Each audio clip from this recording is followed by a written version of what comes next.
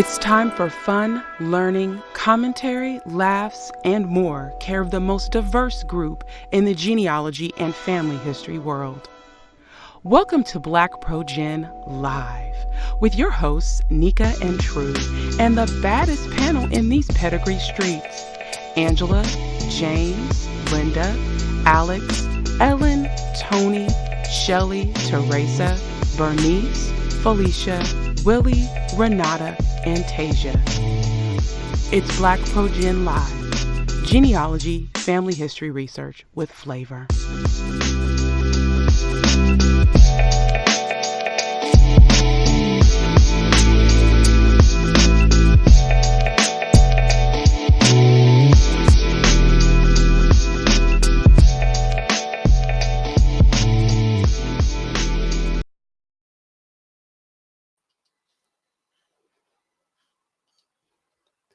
On August 25th, 1619, John Rolfe, a tobacco planter, documented the arrival of Africans from Angola who were said to be enslaved in the Virginia colony. 2019 will commemorate the 400th anniversary of their arrival at Port Comfort in Hampton, Virginia. Thanks for joining us for a discussion and celebration of their history and legacy on episode 90 of BlackProGen Live. Have a question or comment? Join the conversation now. Participate in the live chat taking place on YouTube to the top right hand of the screen if you're watching on a computer, and at the bottom of the YouTube app on your mobile device. Also, weigh in on Twitter by tweeting us at BlackProGen or use the hashtag BlackProGen. If you've ever been like, man, I can't believe I missed that episode live, I need some way to set reminders. Well, here is your reminder to set reminders. All you need to do is head to my YouTube channel and click subscribe, and you'll get a reminder each and every time we go live and anytime we upload something new. So be sure to go ahead and do that now since you're being reminded and go ahead and set your reminders for upcoming episodes of BlackProGen Live. If you're tired of seeing Confederate flags, ships, flowers, and the wrong oil paintings as profile images for your ancestors, so are we. BlackProGen Live is here to save the day. Download our new icons for online tree profiles today. We're adding new ones all the time, so if we miss something, be sure to let us know. If you ever wanted to connect with BlackProGen Live crew and friends, well, in person, here's your chance to do so next weekend. Yours truly, I'll be in Danville, Virginia on Saturday, August 24th at the Danville train station / PepsiCo Regional Libraries, care of History United and Virginia Humanities at Finding Our Roots event.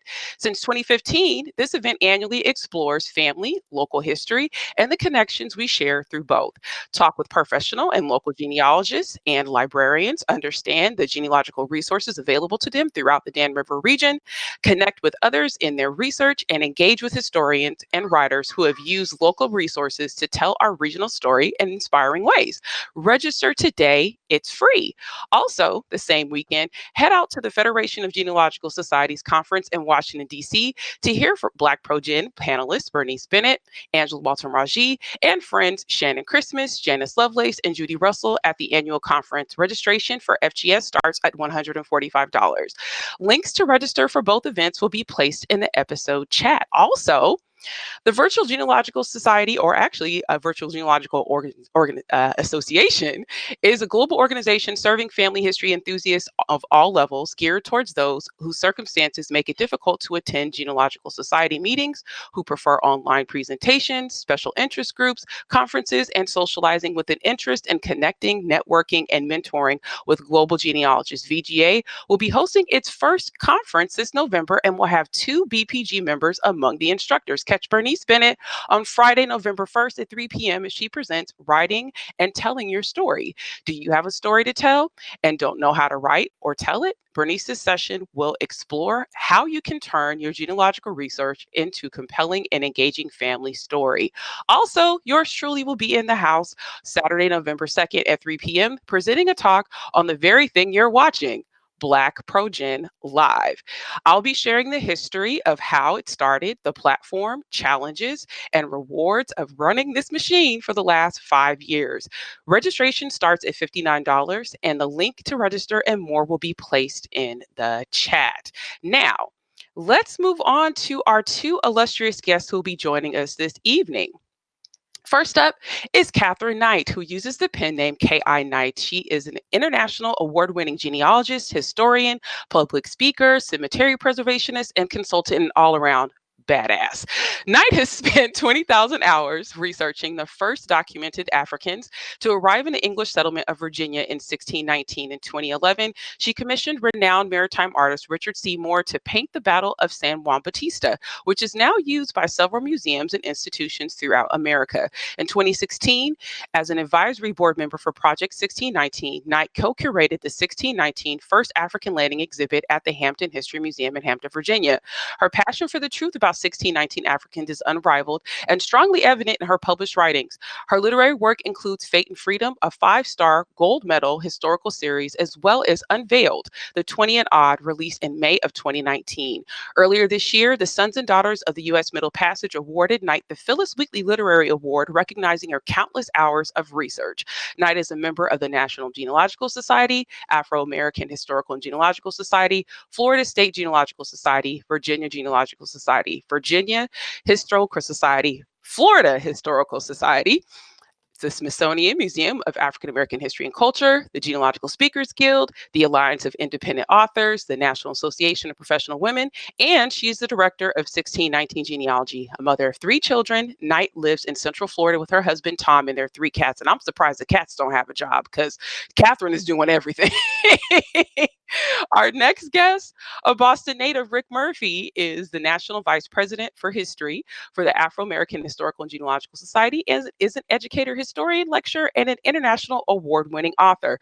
Mr. Murphy is the author of Freedom Road, an American family saga from Jamestown to World War, the biography of Rear Admiral Larry Chambers, U.S. Navy, first African-American to command an aircraft carrier, and his latest book, Section 27, and Freedmen's Village in Arlington National Cemetery. The African American History of America's Most Hallowed Ground is scheduled to be published in September 2019. He is currently working on his next book, 1619, The Story of America's First Africans, and has written numerous articles on the roles and rich contributions made by Americans of African descent in the United States history, for which he has received over 20 awards. His family lineage dates to the earliest colonial periods of Plymouth, Massachusetts, and Jamestown, Virginia. Mr. Murphy's lineage has been evaluated and accepted by several heredity societies, including Daughters of the American Revolution, the National Society of Sons of the Colonial New England, the Sons of the American Revolution, the Sons of Union Veterans of the Civil War, and the Sons and Daughters of the United States Middle Passage. Mr. Murphy was a fellow at Harvard University, Kennedy School of Government, and has a Master's of Urban Affairs from Boston University and a Bachelor of Science degree from the University of Massachusetts. So just so we know, FYI, our guests are off the chain and they're super qualified, just in case you guys didn't think so. So, welcome to episode 90 of BlackProGen Live. We want to go ahead and bring our guests on camera so they can say hello to our guests who are joining us this evening. And hold on just a second. I'm going to go ahead and pop out our public chat so our panelists can see everyone who is talking to us this evening. All right. Illustrious guest number 1, Kathryn. Hello. Thanks for joining us all the way from Florida. Thank you for having me. It's going to be an interesting conversation tonight. Absolutely. Absolutely. And Ric joining us from Virginia. Thanks so much for joining us. Thank you for having me. And I've been following you for a long time. And it's an honor to be on your show this evening. Awesome. Awesome. And our illustrious normal panelists for the evening, we've got quite a few people stacked up. Let's see. First person that I see in my window is Mr. James Morgan.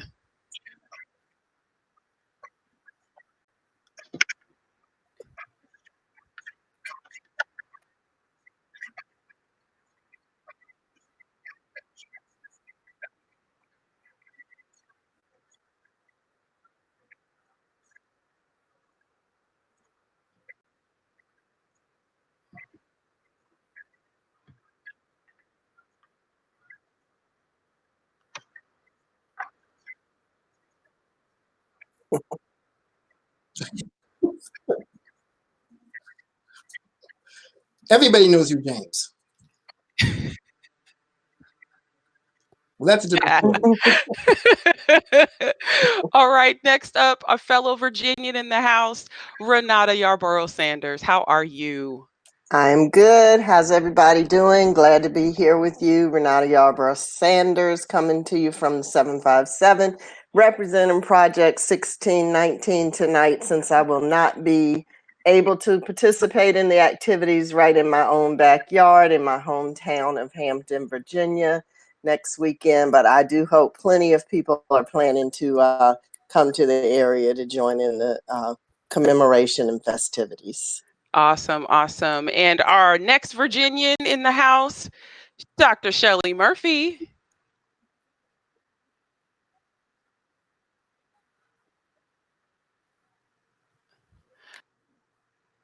All right, and last but not least, my favorite co-host in the land, Miss True Lewis.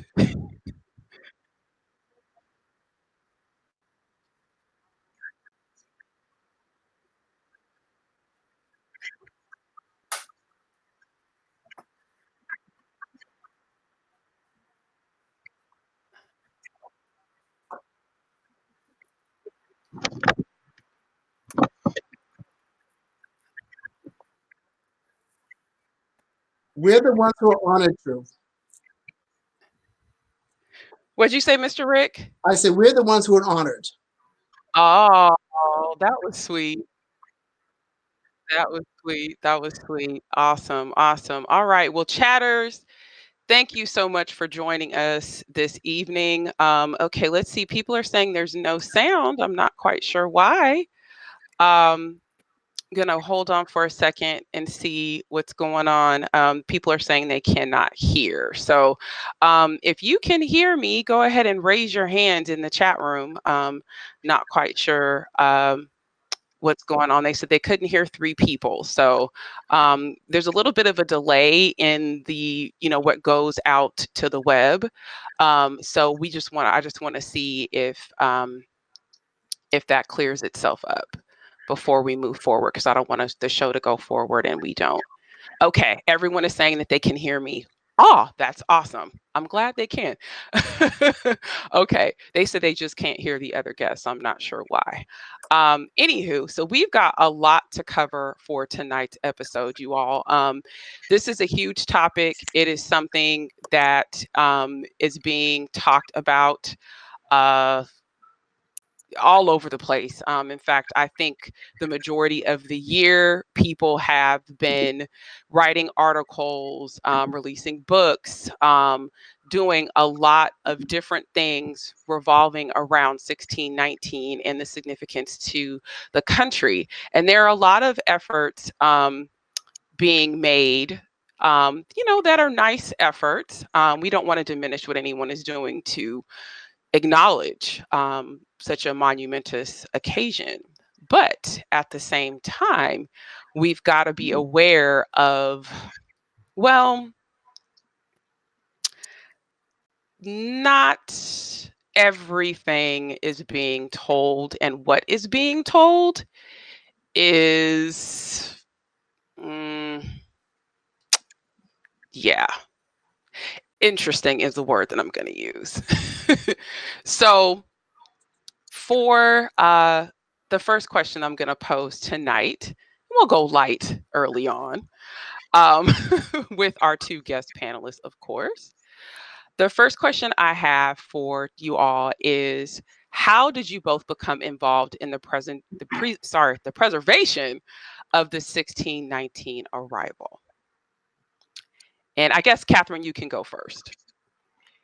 I got started in 2006 doing genealogy on my husband. He did not know who his grandfather was, and he had been somewhat distanced from his family because of situations with his dad. But anyway, I went searching for his ancestry, and I went all the way back to a woman named Margaret Cornish, who ended up being one of the first Africans that came to Virginia.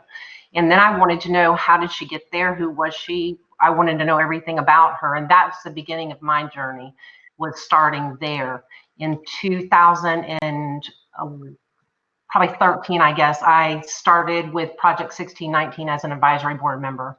And Calvin Pearson was really the one that started the whole journey. He was the very first one to take the first steps to make sure what was being told was correct. And he's had a fight on his hands ever since. So I've kind of, along with Rick and several others, have gotten behind him, and we're trying to make sure that the truth gets out there. And Rick, how did you become involved with 1619 and the preservation efforts? Well, actually, my journey started perhaps at a time before most of you were born, and that was 1976. My maternal family became embroiled in a rather contentious but very prominent land dispute on Martha's Vineyard, Massachusetts. And as a result of that, my maternal grandmother shared with us who her family was. I learned of her grandmother, who was Harriet Gowen. When I began to conduct further genealogical research through the land records, I went from generation to generation, from Granville County, where the family still lives today, up to 1742, finding land records, then found a document where the family, the Gowen family, they actually come from Virginia, and I went right up through the land records, and lo and behold, I found out purely by accident, about 10 years later, that I descended from John Gowen and also from Margaret Cornish. So my journey started back in the mid-70s, and I've been going ever since. And every day I'm finding something new and exciting. As you mentioned, preservation, I feel it's very important that, one, we identify who our ancestors were, two, we document it, and more important, we preserve it for future generations. All right, so the next question I have for you all, and this is quite a loaded one because it's, well, we'll just let the conversation take place as it is. What is the history and significance of the 1619 arrival? Because I think in some ways, certain aspects of the story have been kind of, they overshadow the larger part of the story. So why should we look at 1619, right? Like why would it be different than any other year? What is the significance of 1619 in particular, and why should we, well, why should anyone care, to be honest? First of all, I think we all who attended public school, whether it was at the elementary, middle, or high school, we were not taught our history accurately. And as a result of that, we all learned a false narrative as to who our people were, therefore who we are. We did not learn the major contributions that our ancestors made, whether they were free or enslaved. Our enslaved ancestors, most of us did not realize until recently that they were the ones who built this great nation, that their free labor was the ones who built the economic foundation, that built many of the buildings, that built many of the trades and industries. 1619 is very important because, one, the men and women who were on the San Juan Bautista, which I assume we'll get into a little bit later on, where they came from in Africa, Angola specifically, was a very unique place. They were well educated, they brought tremendous skills, they spoke multiple languages, and that certainly is something we did not learn in our history books. And when they came here, and I know Kathryn's done an awful lot of research on this, they actually saved the failed colony. Most people don't realize that Virginia was not founded by a government, it was founded by the Virginia Company of London. So it was founded by a company. And it was a failed company. As most companies, they failed the first years. And none of those planters, those oligarchs, were successful on any of their plantations until those individual Africans went to their plantations. So there's a lot more to this story. But clearly, I think it's something that most of us don't know, most of us don't understand. And most of us also don't understand that because of their major contributions is one of the reasons that we had the 1705 slave codes. And from that, we came about to have antebellum slavery. So it's a rich history, it's a dynamic history, it's a fluid history, because we're still learning so much more about them. And Kathryn, would you like to chime in to, Ric has provided us some great feedback in terms of why we should pay attention to 1619. Why do you feel as though this story in particular has been omitted from the historical narrative of the founding of this country? It was omitted way back 400 years ago when it was buried because they were trying to protect the richest investor of the Jamestown Company, the Virginia company who basically settled Virginia.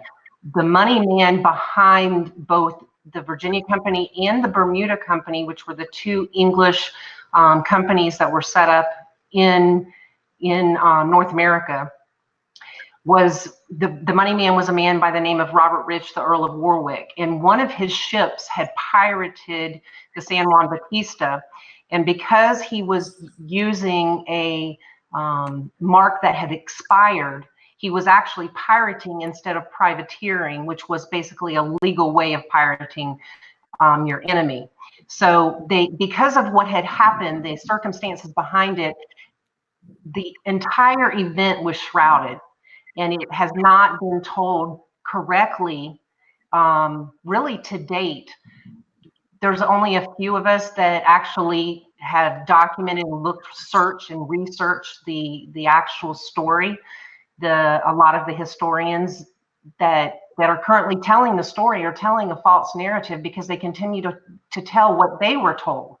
And they were told by Europeans who were trying to hide the events that happened, and Jamestown continues to hide those events. And they're very important events that happened that brought those first Africans here. It actually is a huge international story that touches 8 countries on 5 different continents. So the importance of it, it's really significant because of the events and the achievements that the Africans actually made. And it's time that their truth is told and that they can take their actual true place in history. Renata, what were you going to add to what they're talking about? I was just going to add, I'm the only one on the panel who actually lives here in the area where the commemoration takes place. And I was just going to add that I guess until this year, I really looked at it, I guess more of as a local celebration, because we have been having the African Landing Day for several years. I've participated in it previous to this year. And so it's been kind of amazing to me to see, flyers or Facebook posts or whatever of, so many events happening in different areas of the country. And sometimes I see the wording on those events not being as accurate as it should be, but the spirit of the event is what it should be. And I also just wanted to say that I agree with Ric. I made a recent post about this, that no, we were not taught this history as we were growing up. But I do, as a retired educator here in Virginia, want to say that I'm only familiar with the Virginia SOLs, but I would commend the state of Virginia for the work that they've done to include the accurate history of our people. And it's still, it's revised every year, it's updated and more is added. Teachers are being trained. So I think that slowly but surely, at least in Virginia, our children are getting the right information. And hopefully that's going to result in a better future for everyone being more knowledgeable and having the correct story. And if I may just add one more point, if I might. One of the reasons why we should pay a lot of attention to this, and over the past 2 to 3 years, as I've gone around the country talking about this, I would always say that a disproportionate number, a large number of Americans of African descent, as well as Europeans of African descent, descend from these very first Africans. So it's important that we realize that all across the country, most of us descend from these very first Africans. So we're not talking about an abstract group of people that none of us can identify with. These are actually our ancestors. So it's important that we understand who they are it's important we understand that their history is from the very beginning of this country. We are probably the close indigenous people, other than the Native Americans, to this country because our ancestors go back to the early 1600s. So there's a lot of reasons why we should really pay attention to this, because it comes close to home, because these are our people. That's a great point. That's a Yeah. great point. Shelley or Renata, whoever was getting ready to chime in with something. Go ahead. That was me. To Rick's It point, wasn't me. that was something that that really fascinated me about this story earlier in the year when I think that was probably last time Rick and I were face to face in person at the OGS. For those who don't know, the African American Historical and Genealogical Society chapters here in the DC area have an annual Black History Conference where they all kind of come together. And Rick was was one of the keynote speakers this year, and he said the same thing he just said to y'all about how many people descend from these original group of 20, and he started showing different surnames, right? And I was actually watching his presentation, going, okay, you know, I really wasn't expecting to see any surnames of mine, and then all of a sudden I saw Stewart, and I was like, wait a minute, you know, my Stewart line actually does go back to Virginia, and it's actually the furthest back I've been able to trace back to about 1727 or so. So when he added that, I said, whoa, you know, I already have gotten back pretty far on my own. So I'm very interested to hear more about how these 20 individuals have helped see the United States. And Shelley, did you have something you were going to add? Yeah, I was going to comment basically, and Rick said, you know, it's really the history and it's your ancestors, but it for me it's also the truth, because we had things handed down in our family as well, you know, about our line, and so I'm working on documenting. Other people have documented, such as Rick and also Kathryn, and so I think the truth, that narrative has been swayed by other organizations. I can say, in my opinion, Jamestown has been able to sing one song as far as these 20 odd Africans. But the more you read and find out and learn, you start questioning. And so I think it's important for us to keep the questions going and following what evidence we can come up with, because someone or entity has controlled what we know happened basically 1619. We all know there were Africans here prior to 1619, but the story that's been told has not been totally accurate. And I'm just going to say that based on my own readings and along with Rick and Kathryn's books and a few others. But all it does is tell one narrative, one side, like the Thomas Jefferson, maybe Sally Hemings type story. That was controlled until it finally busted through with the help of DNA and other things. So I think the Jamestown or Hampton, because the narrative was always Jamestown. Well, same thing with Monticello. Monticello is not in Charlottesville. It's in Albemarle County. It's never been in Charlottesville. So I think getting the truth out about Hampton versus Jamestown is another significant thing. To me, it's almost like it's just marketing, and they weren't even that concerned about the facts. And so I commend them and Calvin, of course, because I've been following this, trying to understand, because it was conflicting information. And somebody's typing. They should mute. That's okay. That only me and you can hear that, Shelley. Oh, okay. Thank you. Okay. I specifically did not add the person yet. Okay.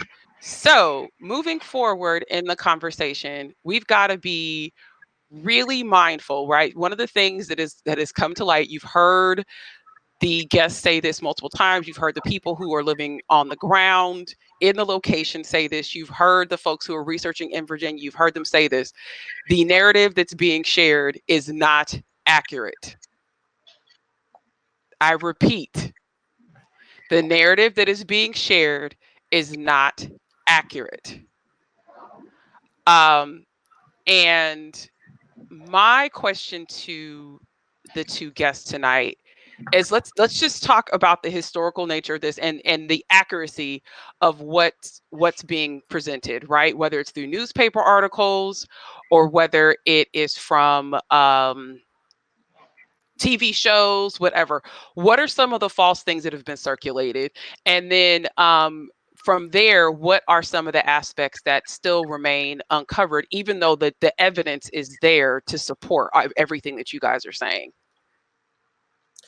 Well, there's a lot of false narratives that are out there. One thing I always hear is that the first documented Africans were not the first Africans in America. And that is a correct statement. We know that there were Africans in St. Augustine in Florida. We know that there were Africans in different parts of the Americas, whether it was North America or South America. But English history, American history, starts in 1607. So this is not a story that they are the first Africans, they are the first documented Africans. So that's a falsehood there. Another is the date. Many people question the date of August 25th, 1619. How do you know that date? Well, there's plenty of documentation out there. The federal government commissioned a rather extensive report called the Voyagers Database. Those of you who are familiar with it, that database came up with the date of August 25th. So that's a date that we all accept as the date that they came. Another false narrative, and I hate to bring this up because I'm sure it's a very controversial subject, but I recently toured Jamestown, and there was a tour guide there that said, we know that these Africans were slaves because their skin was black, which represented dark, dirty, and ugly. And we know that the Englishmen were not slaves because their skin was white, which represented purity and cleanliness. So we know these falsehoods are out there. And it's important that we correct these falsehoods, because as more and more information is coming to light, as more and more documentation is coming to light, it's incumbent upon us to tell the stories. There are many stories out there that there is no documented proof that these particular Africans, this narrow group of men and women, were free men and women. Now, they cite different documentation, but they don't cite all the documentation that lends itself for clarity that these particular Africans were not enslaved. That's not glossing over anything. That's not whitewashing slavery. The laws in Virginia did not exist in 1619 for slavery. Those laws did not evolve until 1660. 1705 is when the slave codes came in, almost 100 years later. How is it possible that these men and women were not enslaved? Well, one of the reasons why they don't want us to know the story, because to tell the story, you have to tell the story how they own land. Some of them own 2,000 acres of land. How is that possible? Hard work, and these were very industrious and smart people. They don't want us to know that. They don't want us to know that they lived as free people. They don't want us to know that we purchased Englishmen to come here. They don't want us to know these stories. And where do we find this information? It's all in the colonial records. So when someone says this is not true information, I say to them, this is where you can find it. Research it for yourself. And when someone gives you false information and they give you a citation of a book that was written in 1880, well, we know what they thought of us in 1880, so please don't use that as a reference point. All right now, Kathryn, what do you have to add to what are some of your beefs when you hear this story, and what are some of the inaccuracies that are being peddled, especially right now with the commemoration? The biggest one Rick touched on, which is about them being enslaved. When they arrived here, they were maritime contraband. They were not enslaved. Yes, when they left Luanda, the port of Luanda in Africa, they had been enslaved. They were put aboard a slave ship, and they were meant to go and be slaves in the silver mines of Mexico. However, when the piracy happened, that changed everything for those 60 Africans. It made them maritime contraband, and they stayed maritime contraband until 1627. When there was 3 events that happened. There was a lawsuit that started about 6 months after the piracy, and these Africans were caught up in the lawsuit.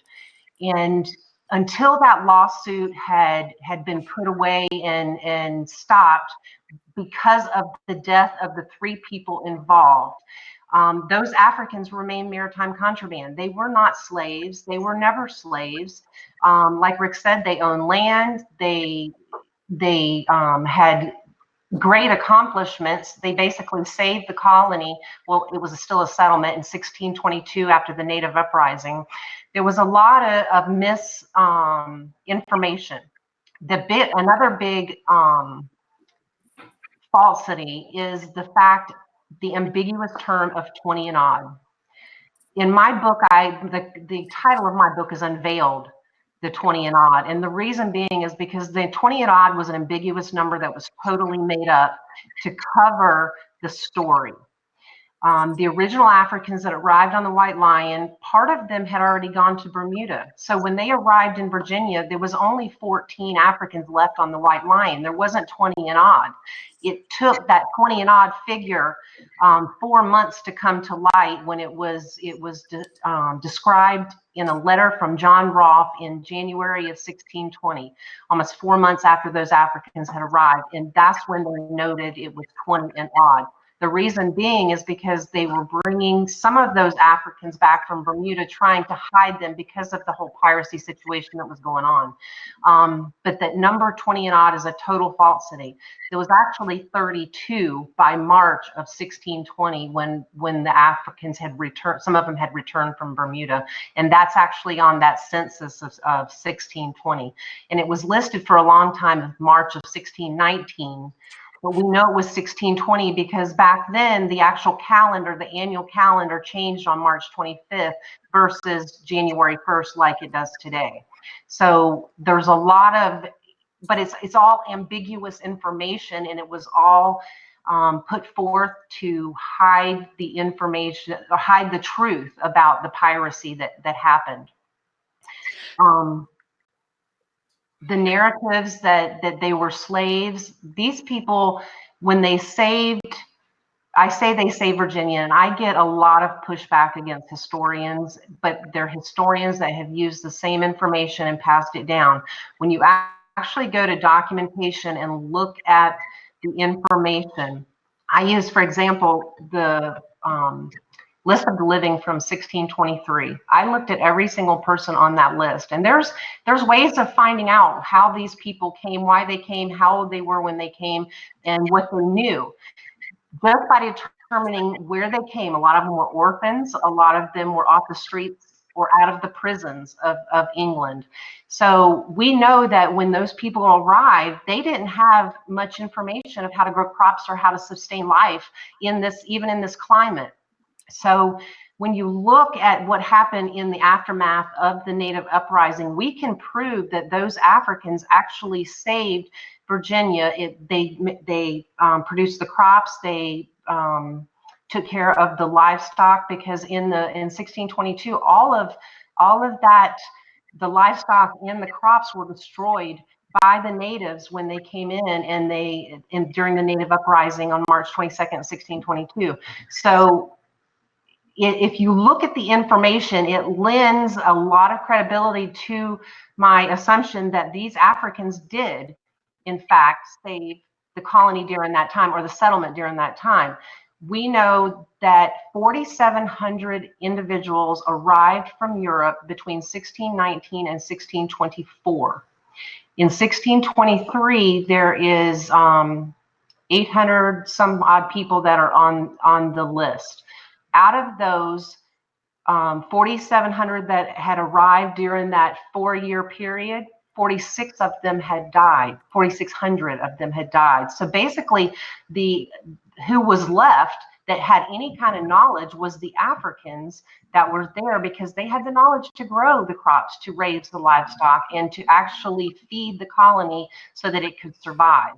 And to me, that is one of the most important things that came out of these first Africans, is that they did provide the food so that Virginia could survive.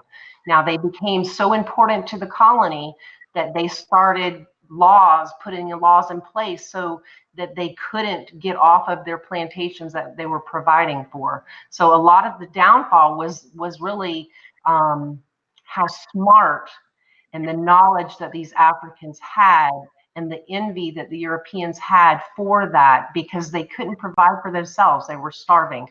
Rick mentioned up until 16, these Africans arrived, not a single plantation had made any type of profit.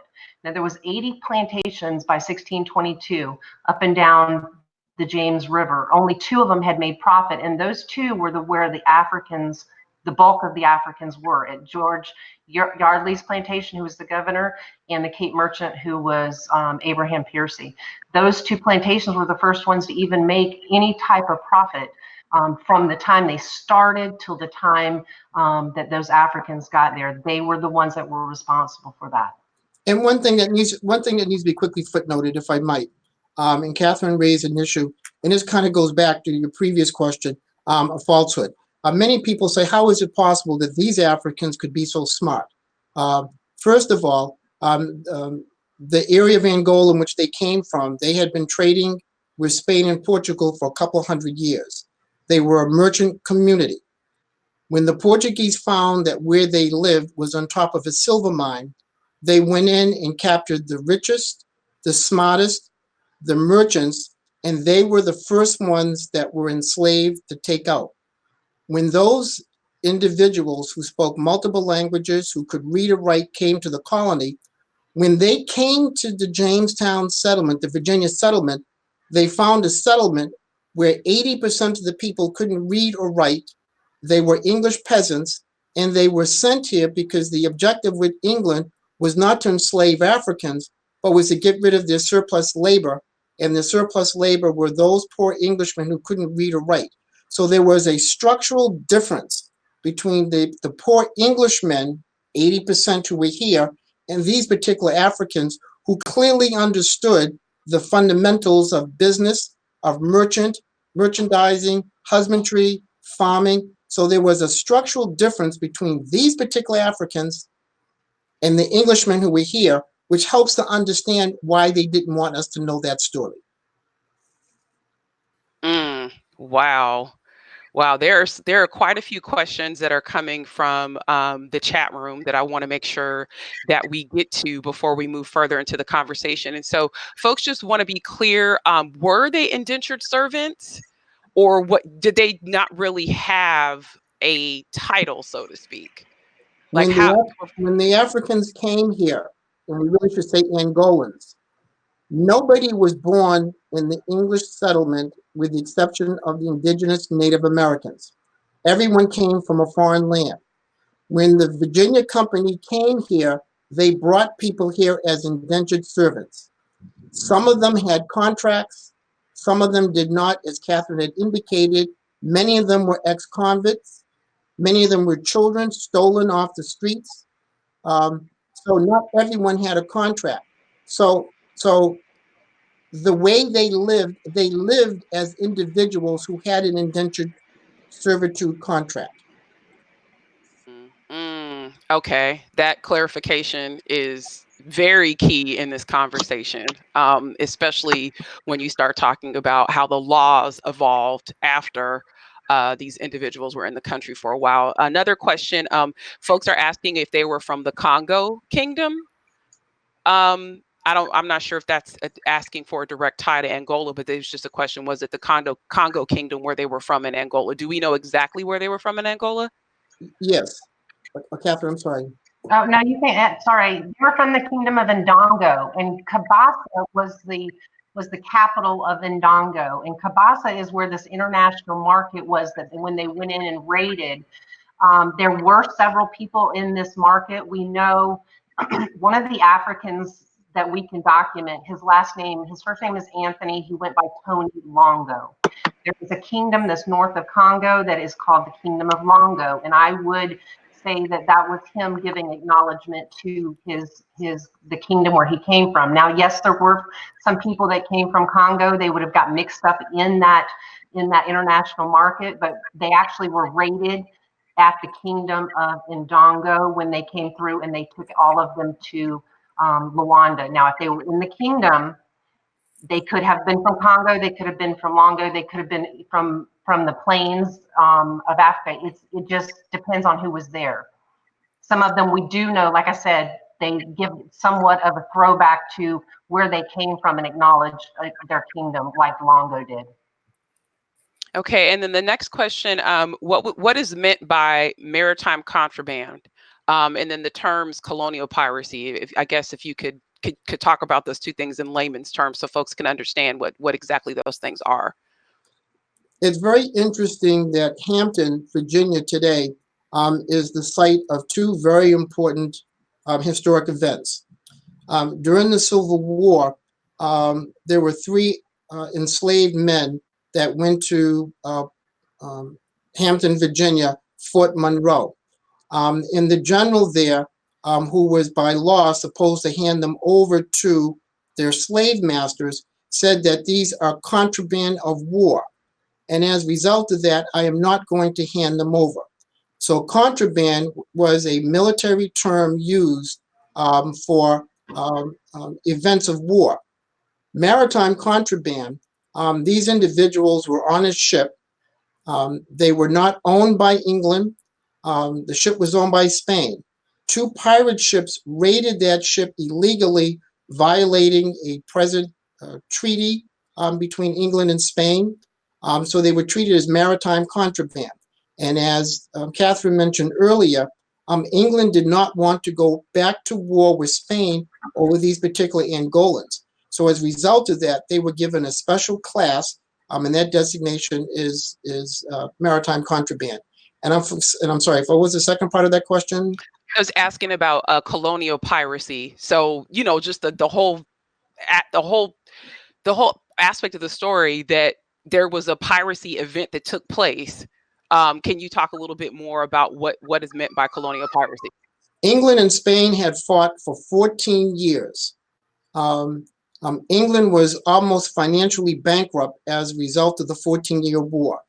As I just previously mentioned, they signed a treaty, and part of that treaty is that English ships would not pirate Spanish ships.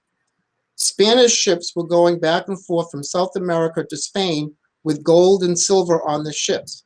It was easier for the English, who had no colonies, to raid those Spanish ships and steal the gold and silver.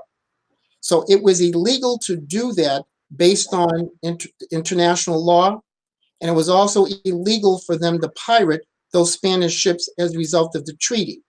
So when they pirated those ships, they had broken a number of laws.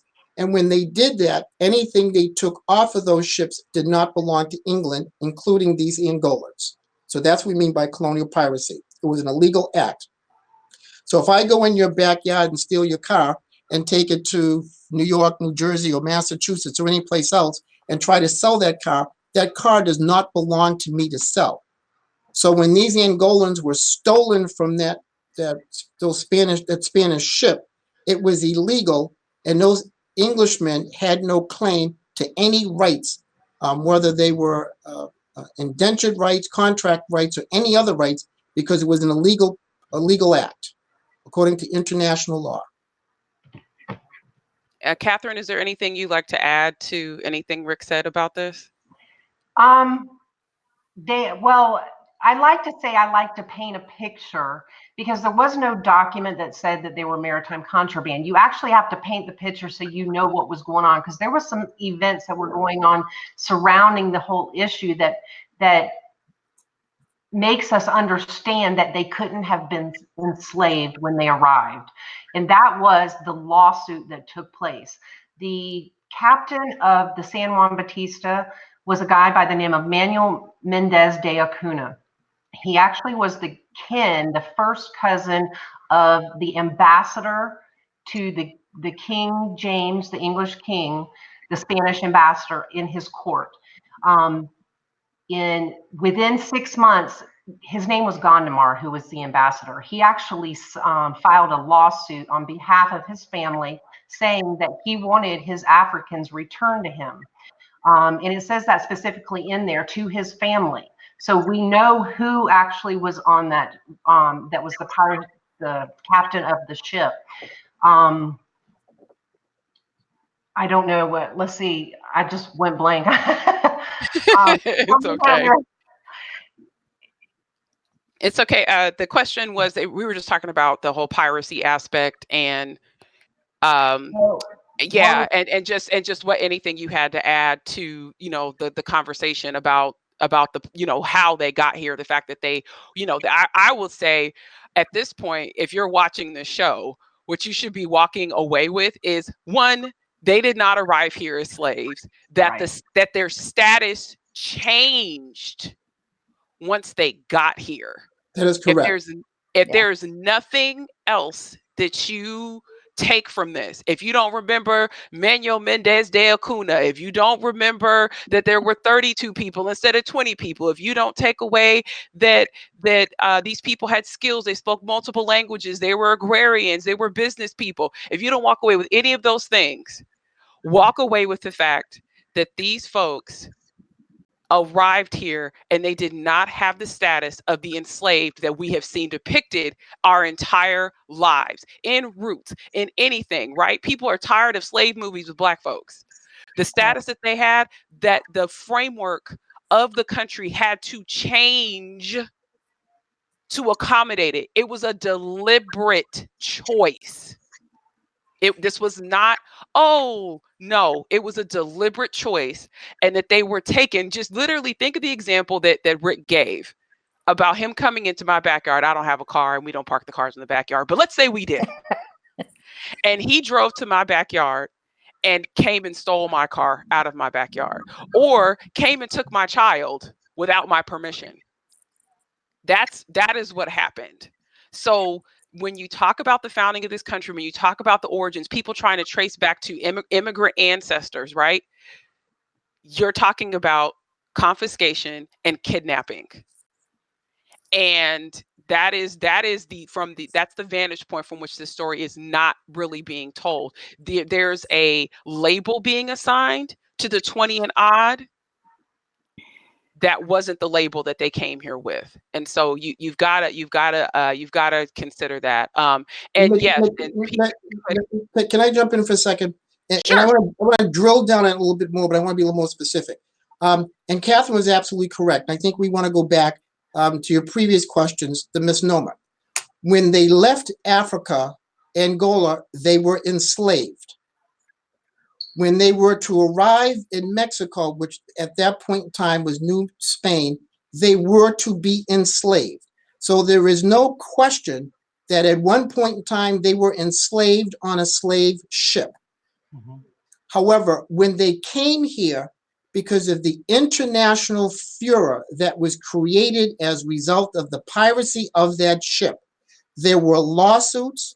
There were people getting ready to be thrown in jail. There were getting ready people to be arrested. It was not worth England going to an international war with Spain again. But I want to drill down a little bit more. There were 3 censuses that were taken. There was a 1620 census that Kathryn talked about, and there were 32 people on that census defined as non-Christian Africans. There was a 1623 census that had the name of 23 of these Angolans. Now, all of these Englishmen knew about slavery. They knew what a slave was, and they knew what a servant was. But in the 1625 census, those 23 individuals were listed as servants, not slaves. So there's an actual document that has their names on it, and on that document, it says it's servant. Now, it wasn't just one person that took that muster.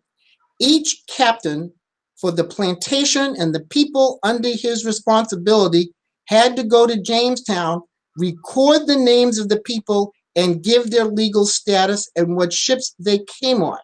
So you had, some 47, some 50 different captains who were the oligarchs of Virginia, and listed the Africans or the Angolans on their property as servants. So anyone can go to the local library, they can look it up on the internet, and they will see where the word servant is used next to their names. And again, they did not want us to know that these folks were servants because they were so valuable to the survival of the colony. and they do not want anyone to know or understand that we saved the colony. So when you hear these stories, and it's hard for us to understand because our whole lives, our whole family structure has been based around slavery, because what they did is they slaved our minds and they slaved our bodies, but now it's important for us to begin to tell the correct story. Mic drop. No, he brings up so many important points, and I think something that really is coming to light in this conversation is America's uncomfortability with the truth and the accuracy of its historical narratives, Yes. and how when that is not something that is put at the forefront, when history is not democratized, in the words of our panelist Ellen Fernandez-Sacco, when things are not done in an equitable manner, you get falsehoods that are perpetuated. And because people are comfortable, even notable folks who are learned, who have the degrees, who have the positions, they refuse to throw away the narratives that they have because it doesn't fit what they've been told, and it doesn't fit the established, architecture of what American history looks like. Right? For them, they don't want to take the bricks off of the outside because they're deteriorating. They want to keep them there because there's an affinity for them. It's the same reason why folks want to keep relics of racism up in our communities, is because they're comfortable, and when they go in to pay for their tags for their car, they don't want to see a pedestal and no man on a horseman there where there was a Confederate statue. It's the same reasoning. And the thing we have to be careful with when we are sharing historical narratives, and this goes right back to sharing our family histories. When you perpetuate the Indian princess and you don't verify it, when the paper trail has said that that is not who you descend from, when the paper trail has said, yes, you descend from this white enslaver, or you descend from whoever this is, and it's not the person the oral history said, you have to then verbally and through your paper trail change the trajectory of what your family is passing down. Because if you don't, you're going to get caught up in a narrative just as divisive and as inaccurate as this. And seriously, think about it. This is the founding of this country.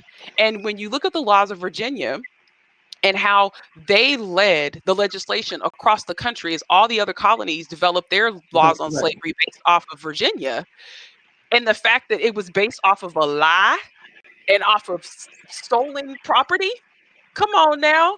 You would have it would make sense to you why there was a new a treaty with Native Americans, and why there was a big land grab, and why the treaties keep getting revised, or why eminent domain is a thing right now. Come on now, where you can't even really own your house and the land that's there. If they want to build a Walmart where your house is, if all your neighbors sell, they can kick you right on out. Well, let's take it a step further. I mean, we can look at what we're going through right now. I mean, we hear people tell us, go back where you came from.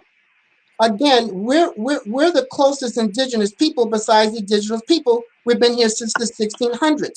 So when our young people hear that we need to go back to where we came from, that means we go back to Virginia and North Carolina and Maryland, because that's where we came from.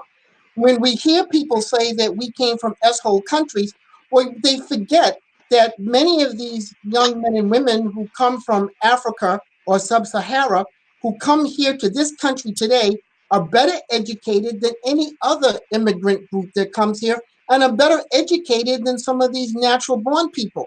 So again, what we're hearing today, we say to ourselves, how is it possible that these narratives can be false after 400 years? Come on, folks, we're hearing it 4 days ago, 5 days ago. So it's important that we do the research, that we tell the story, we correct the story, we hold people accountable, because these are our young people who are hearing this. And if we don't stop this after 400 years, our descendants will be having the same conversation. It needs to stop here. And that goes back to the very issue. Why is it important that we understand about the importance of these first documented Africans that came 400 years ago? Because their story is no different than the young African man or woman from Sub-Sahara who comes here today, who's better educated than the folks who were here. Amen. Amen.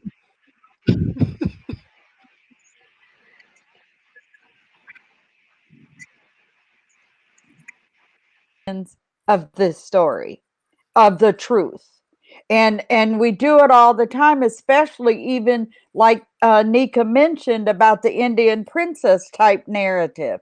There is researchers in families that because it came down the line that they had Indian in them, and then the DNA comes up and there's no Indian, then the test is wrong, not the narrative that you were fed, for years, or that got handed down. And I want to commend Ric, because the point is you have to do the research in order to understand and receive the truth. You introduced me to a document, Ric, that was the list of the first people and the names. It was a book or something, and I downloaded that.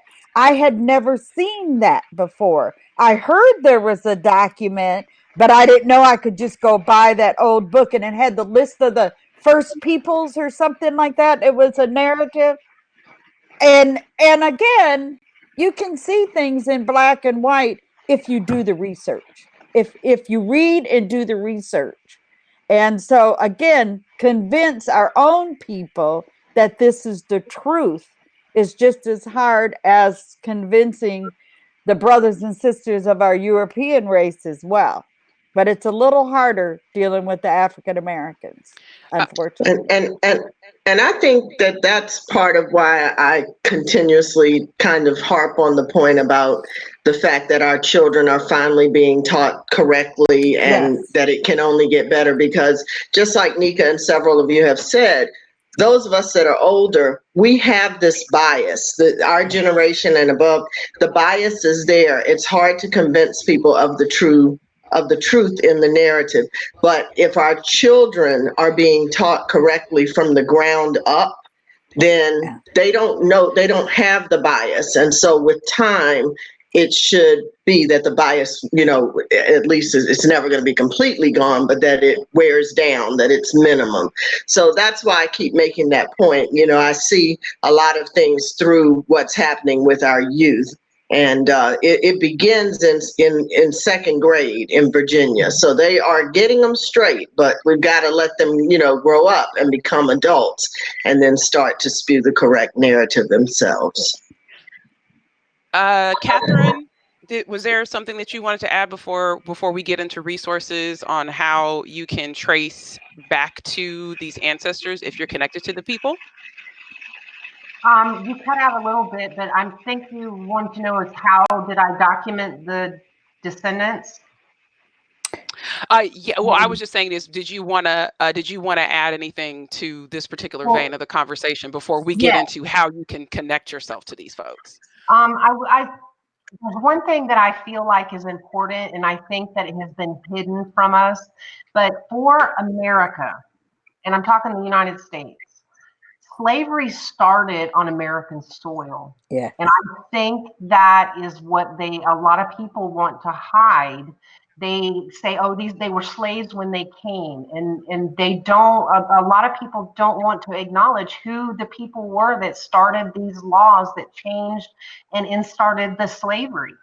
And it was those people that actually were in Jamestown, and in Massachusetts and the New England colony. They were, a lot of them were the same people, but those laws started here. They were not brought to our shores as slaves. And that's something I think that has to be dealt with for all of Americans. And I know Shelley was saying that he thinks it's hard to change the narrative with the African American community. I have to say it's really tough on the white end also.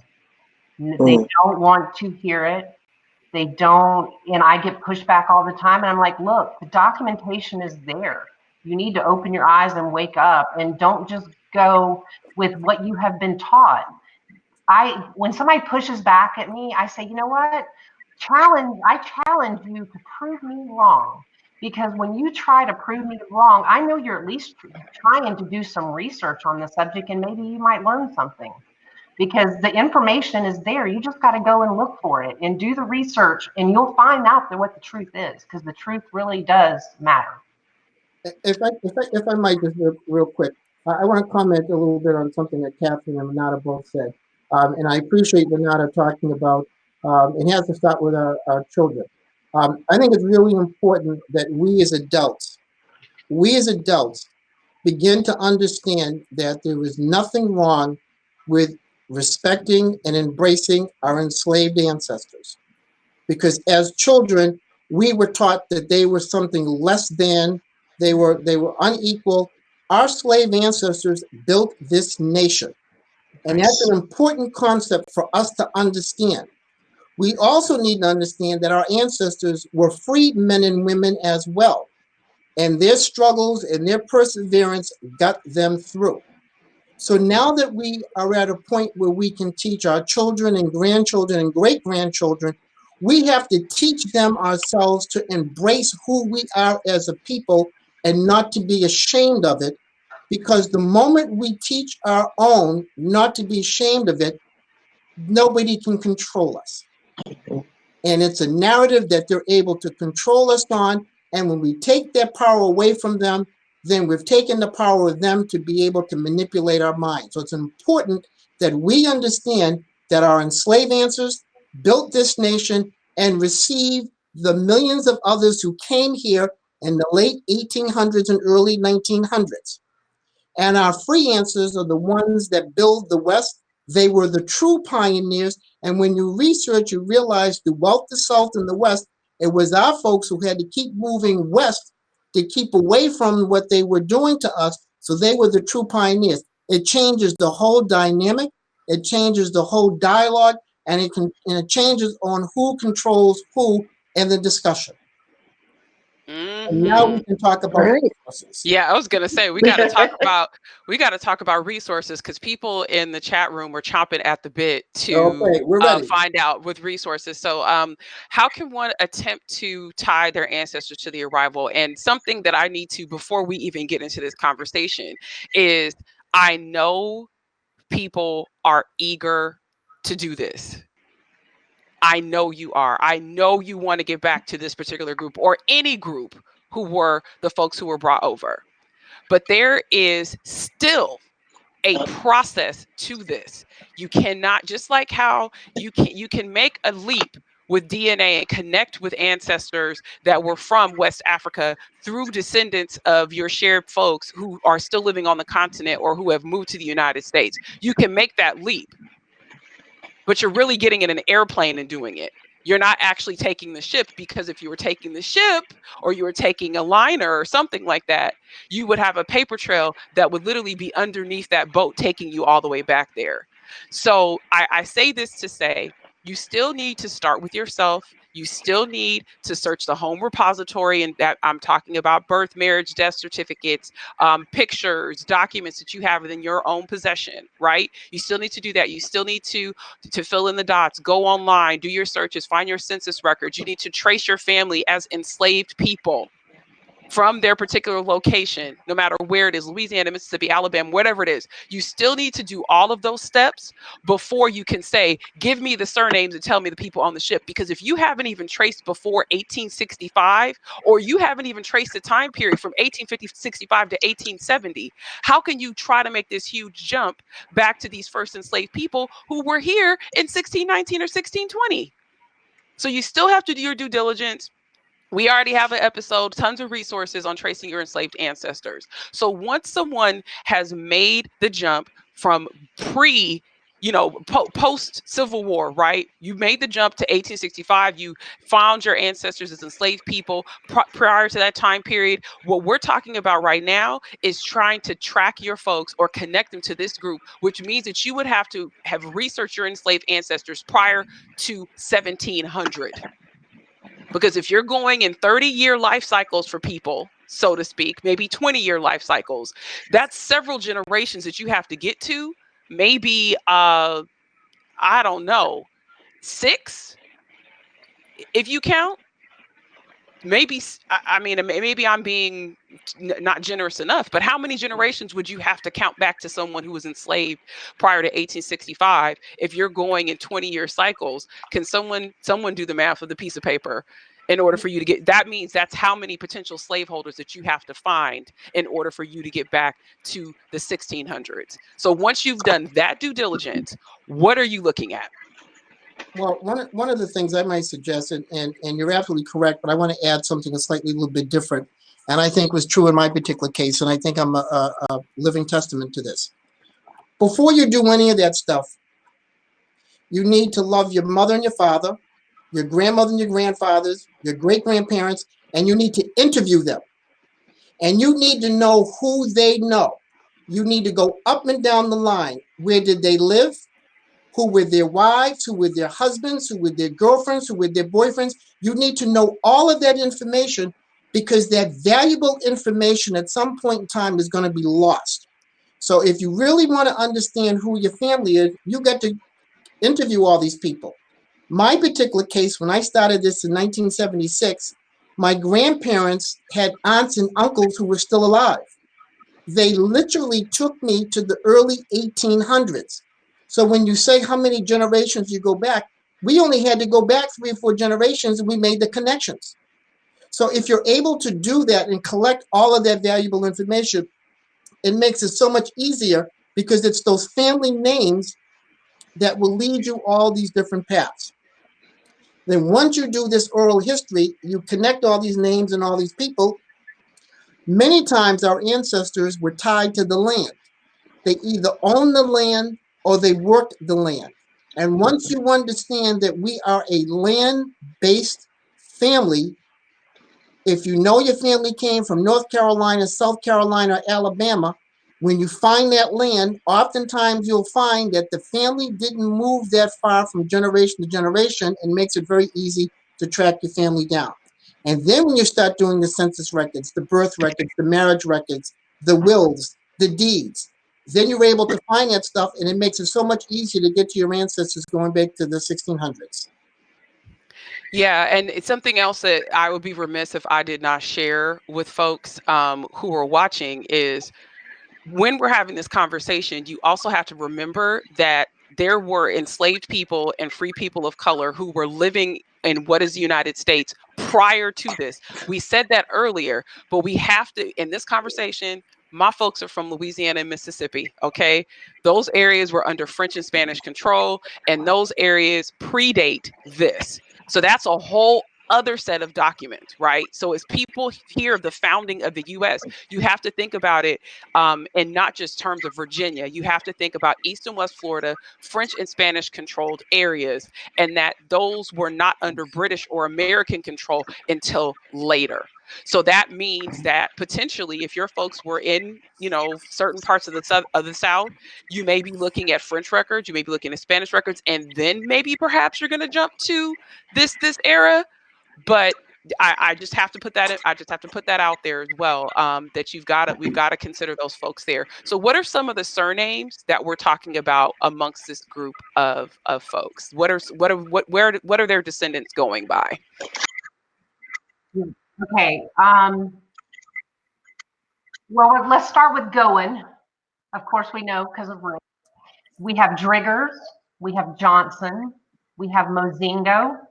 We have Tucker. We have Cornish. And actually, Cornish, she has several lines which we can tie DNA into, which we can talk about later.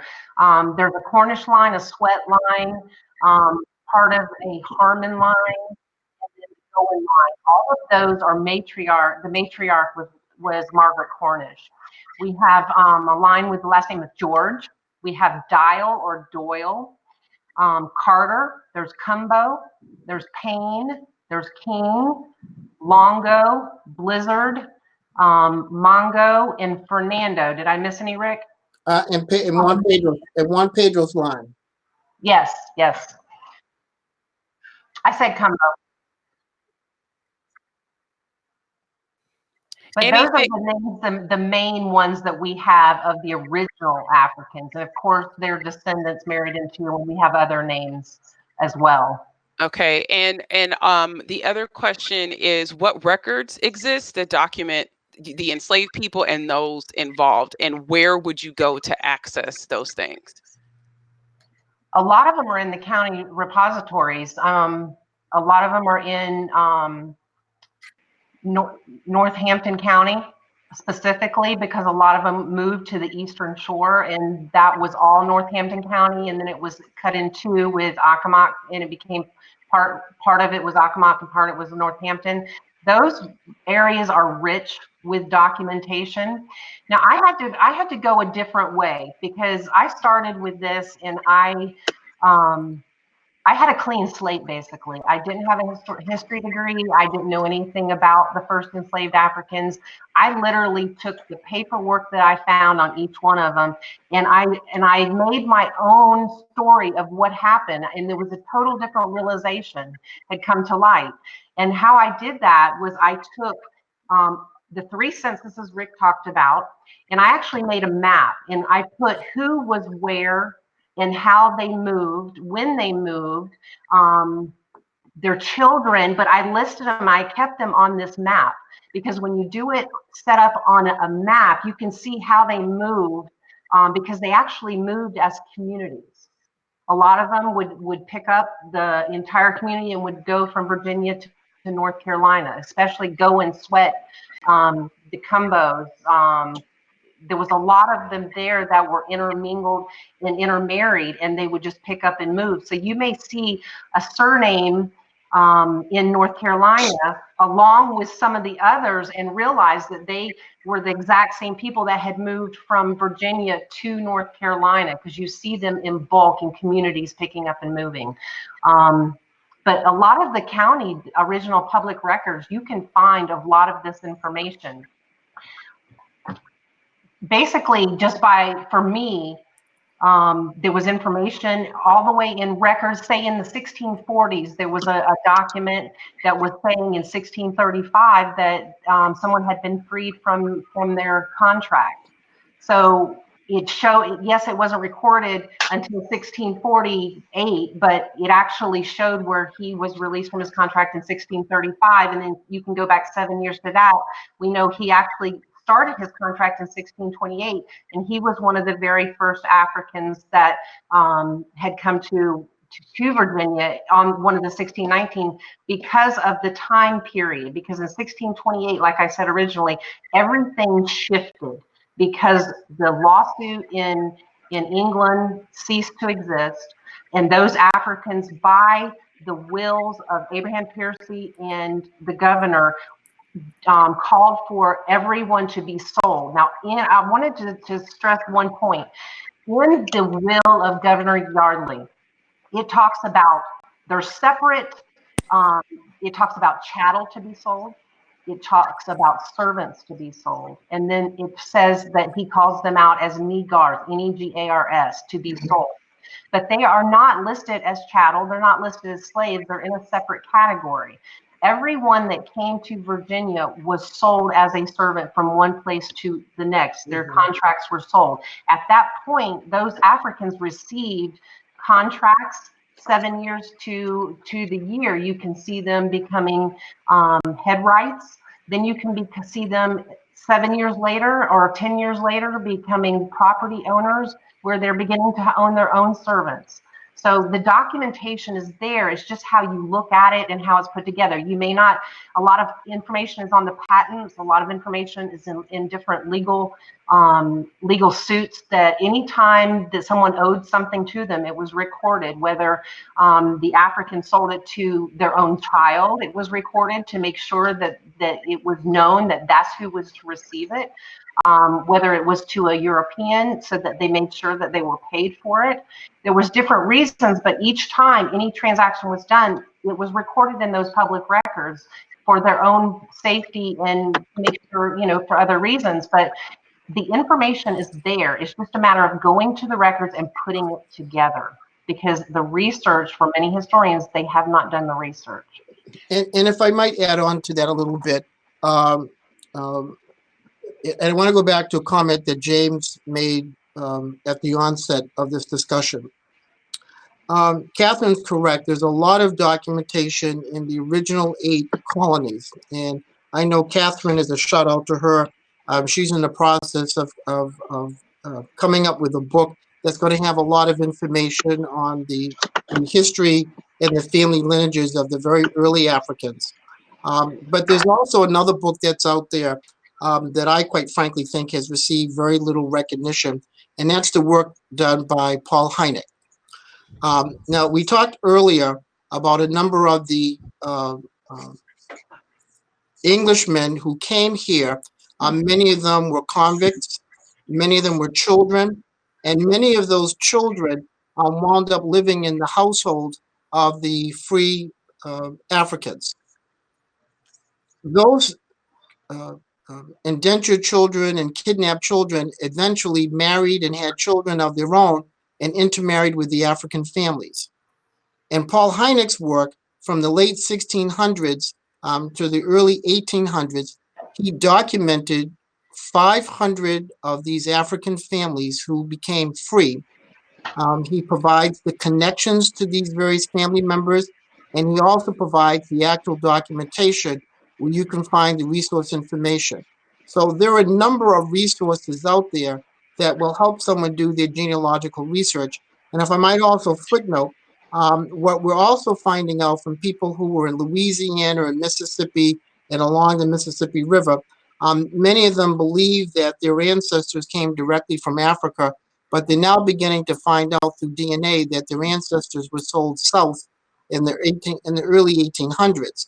So while they think those family lines don't go back to the 16 and 1700s, through DNA, folks are beginning to find out that's not the case. So there are a lot of very, very rich resources that are out there that help people like James when he talked about his Stewart family line, that folks are being able to connect these dots. And that's really what this is all about. And that's really why there's so much interest in all of this, because people are now beginning to realize that, hey, this is my family and I'm able to find them. Mhm.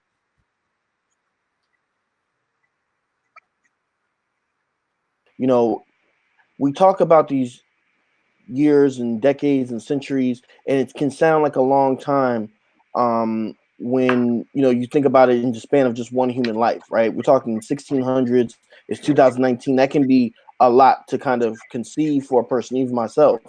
But when you do this type of research and you really get into the documentation, into the nuts and bolts, you really start to realize how home a lot of this stuff can hit you.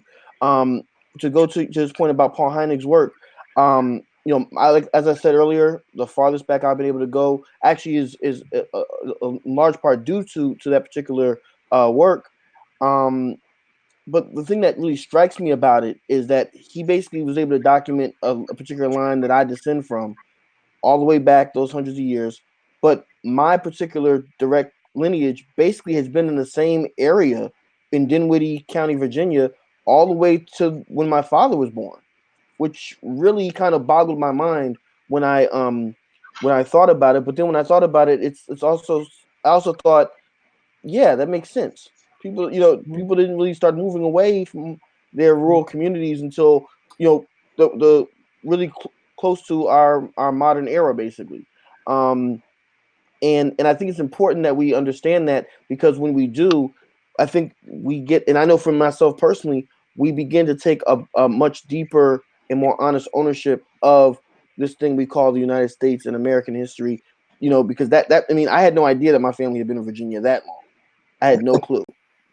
But when you do the research, it can be very rewarding. And you know what? And you know what's interesting?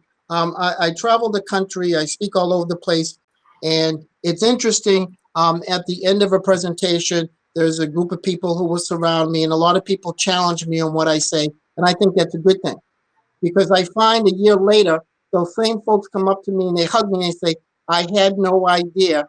I heard what you said, and I found my people." And you can feel them shaking, because it's such a moving moment for them when they find their ancestors. And just like James just got through saying, that his people, after several hundred years, never left the area. That's where his people were all along. So he's now not only able to find his people, he's able to find the history about his people, and he now is able to share with others the richness of who his people were. And that's something that has always been denied to us as to who our people were. And we're finding them. And this is mind-boggling. And that's why, as James just got through saying, we now look at history so differently now, because the Civil War has a different meaning. The Revolutionary War has a different meaning. The War of 1812 has a different meaning. The Korean War, World War I, because these were wars that our people, our men were in. So when someone says, go back to your country, well, we're going back to our country of Virginia because we represented these United States in foreign wars. So James is a perfect example of how this is now taking place across the country. It's mind-boggling.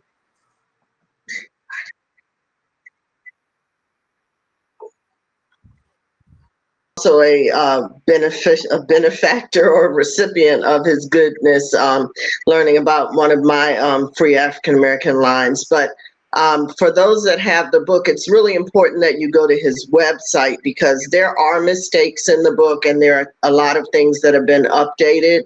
I think it's freeafricanamericans.com. The link has been shared in the chat room. So, even if you have the book or, whatever, make sure you go to the website, because he continuously is updating it and fixing anything that has been proven to be wrong. And let me put a plug in, because this year on October 11th and 12th, Paul Hynek is going to be the guest speaker at the Afro-American Historical Genealogical Society. And he doesn't do this often. He doesn't speak anymore. But because he was good friends with James Dent Walker, our founder, he agreed to be our guest speaker this year. And this is phenomenal, because so many people are just learning about his work after 20, 30 years. So this is powerful. I think this is moving. And I think a lot of people are going to enjoy to hear what he has to say.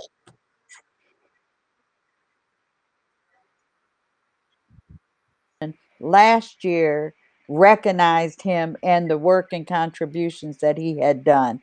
I think it's huge. And then we can get him at OGS, in October. Yeah. So it's fabulous. You said the DAR was who recognized him, Shelley? Last year, yes. Okay. And to wrap up, because we still have Ask Mariah and we still have current events to get to. What are your parting words to everyone who's watching? What can you impart to them as a part of, how can they honor the memory of the 32? We have to give them another name, because 20 and odd is played out and it ain't accurate. So if we gotta call them, the industrious 32, then we're gonna call them whatever we're gonna call them. What would you all impart to everyone?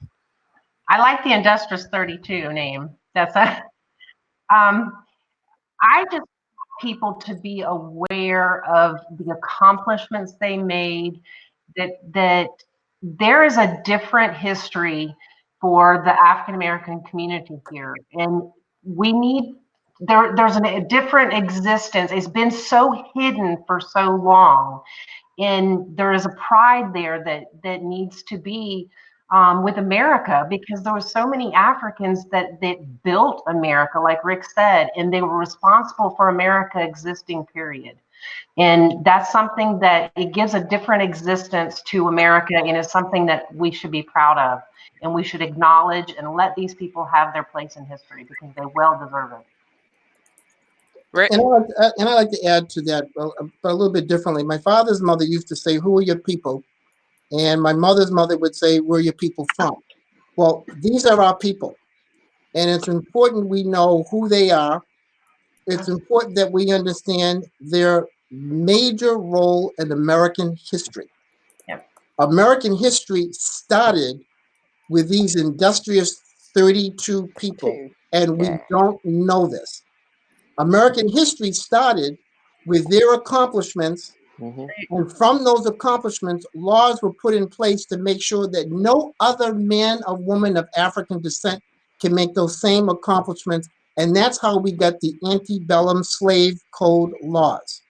So these folks are important in so many ways. They were unique in so many ways, and I think every African American man, woman, and child today is a reflection of who they are, who they were, and who we need to be, because we are their legacy, and we will be the legacy of our ancestors for generations to come. Here, here. Yep. Here, Here, here. here. Well, I just want to thank, I just want to say from the bottom of my heart, from everyone watching, several people in the chat room were saying that they're going to have to go back and watch this 10 times in order for them to glean everything that was shared tonight. And I just want to thank Ric. I want to thank Kathryn. Thank you guys so much for sharing your years worth of experience.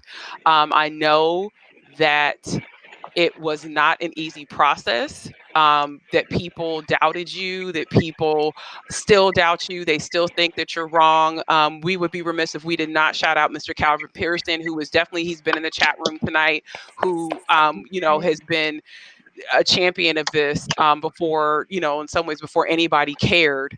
That's right. And I think Renata has shared with us that this history is being shared locally, but the problem is that nationally it has been ignored and that the lie has been perpetuated. And so everyone who is watching, even if you stay with us for Ask Mariah and current events or not, your job, should you choose to accept it, is for you to share the accurate narrative, because you can no Yes. longer say that it's not right.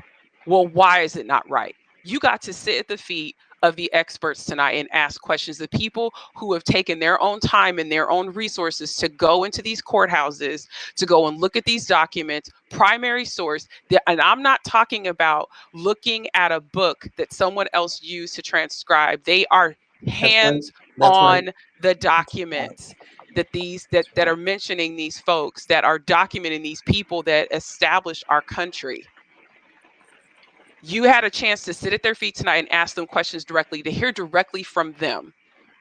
Folks who really should be giving tours about this. I'll just go in and throw a little shade. It's moderate shade. But when you go to Jamestown, you're not going to hear what you heard tonight. I just want to make sure that you're aware of that. And because you are aware of that, just like how I know our good BPG crew challenges the docents or the tour leaders at plantations who don't use the correct terminology, who don't refer back to the people who helped to ensure the wealth and the opulence that you're seeing around you. You have a job to change this narrative in your own circle. It may be that maybe it's your genealogy society, maybe it's your family. Maybe when you post news stories about this, you're correcting the narrative based on what you've read and what you've heard tonight. Maybe when you go to Virginia, you actually seek out the courthouse where these documents are.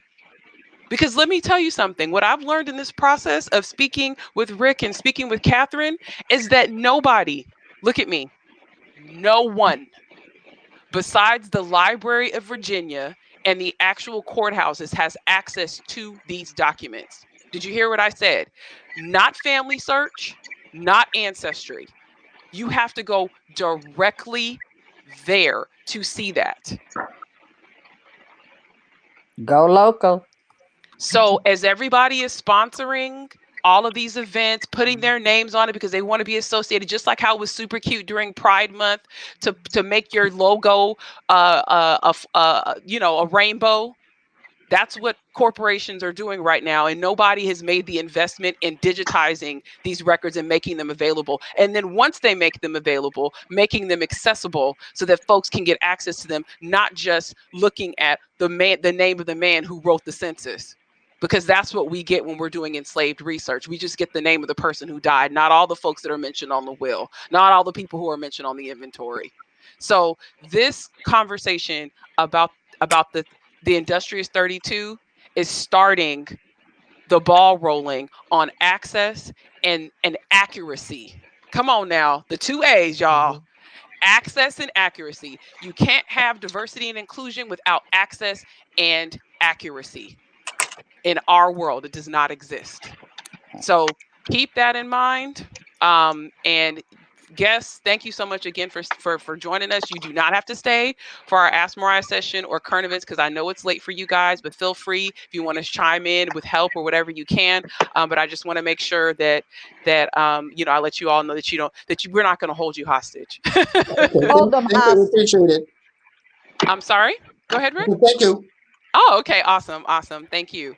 All right. So let's move into our next segment, which is your favorite part of BlackProGen Live. Do you have a research brick wall? Would you like help from BlackProGen scaling that wall? Well, here is the part of the show where we do that. This is Ask Mariah. And this is where you, our viewers, submit your queries, conundrums, XYZ to us, and we can help you get over your brick walls and get further in your genealogical research. All right, so tonight's query comes from number one. It's from a BlackProGen Live panelist. I'll just put that out there. And this person named Shelly Murphy, I just busted her out. I just completely busted her out, and that's okay because she can submit her own query. Shelly is saying that she wants to keep Kathryn and Rick here so that they can help her on her BlackProGen Ask Mariah conundrum that she is currently experiencing. All right, so Shelly's query for the evening is having a challenge connecting a father and son relationship. Son is named James Goen. There's a lot of feedback. I don't quite know who that is, but if you could mute yourselves, that would be great. All right, so James Goen is born about 1683, Stafford, Virginia. His father, Thomas Goen, born about 1660, Westmoreland, Virginia. Not finding any colonial type records that show them related, cannot locate any documents that have the two names together. Information shared from others' research of the same lines and reviewed Paul Hanig's book. Are there any other records that would list names and relationships during this period? What she knows, she's researched death records, no luck. Also researched for siblings, marriage and death, along with any wills, court cases, no luck. DNA tests done are Ancestry DNA, 23andMe, and Family Tree DNA. So she is having a hard time trying to connect a father-son relationship, which exists between James Goen and his father, Thomas Goen. James, born about 1683, Stafford, Virginia, and his father, Thomas Goen, born about 1660 in Westmoreland, Virginia. What can Shelly do? Actually, Thomas was not born, but he did live in Westmoreland. He had Okay. some land in Westmoreland. And Okay. I'm not finding also any relationships in any of the land records. Okay. Any suggestions? How do you connect a father and a son relationship when you're not finding any colonial type records that show them to be related? I would say I would be curious to know how much we know about the mother, because that's the connection. That was the connection point between any father and son is mama. Any other suggestions? Because this is early. I have a suggestion, but I would look in the patents. A lot of times the parent would indenture the child on a plantation that was adjacent to where they lived. In maybe the two counties, I don't remember I know one's Westmoreland, I forget the other one, but if they're adjacent, look at that. Look at your surrounding areas to see if there's anybody else there you can match them up with. Benjamin Dahl, his son, he was on a plantation with a man, Captain Jordan. He lived adjacent to Captain Jordan's plantation. He owned 250 acres, and his son actually worked for Jordan, and he also was adjacent to it. But the only connection we have is the names of Dahl. His son's name was John Dahl, but we can connect the two because of the Jordan connection, which was his master, basically. I don't know if that helps, but you got to look at everything surrounding it. Okay. Yeah, I'm working the counties around there, so. Yeah. Okay.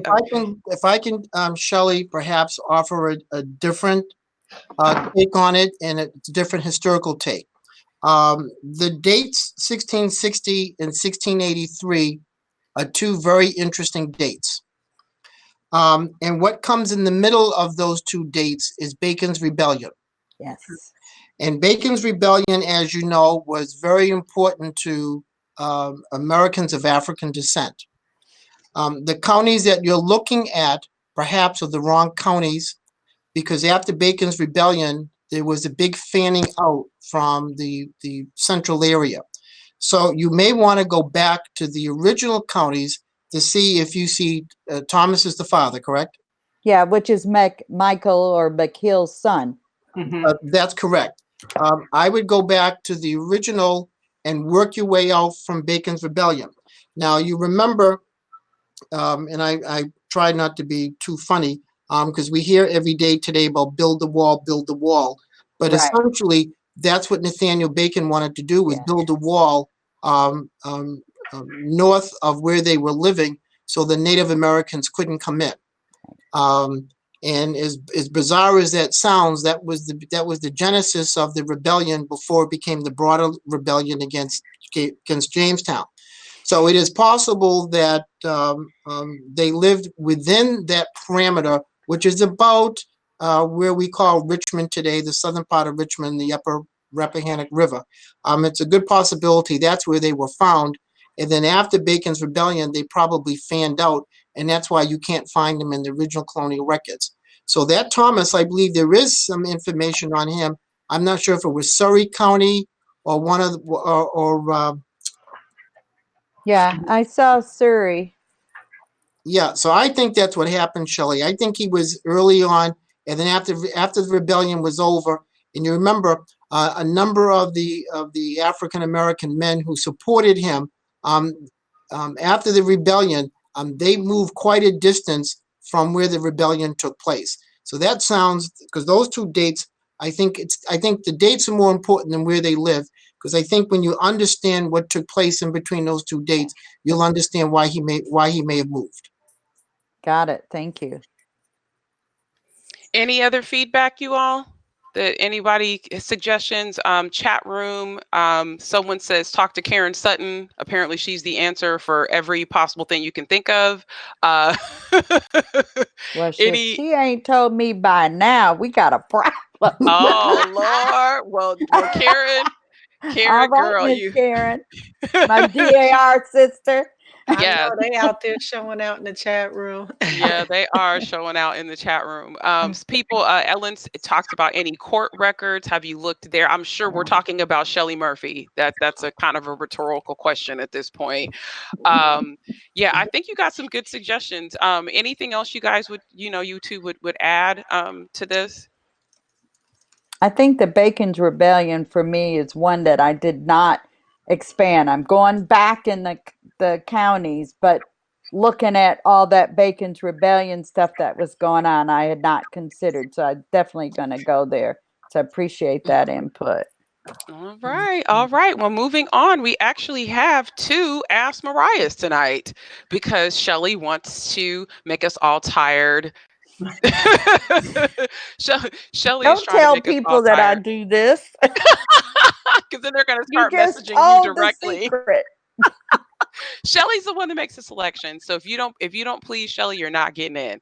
That's just the bottom line.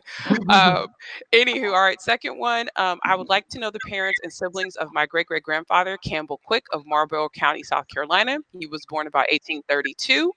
And was last recorded alive in the 1880 census. 1869 voter registration, she's got that.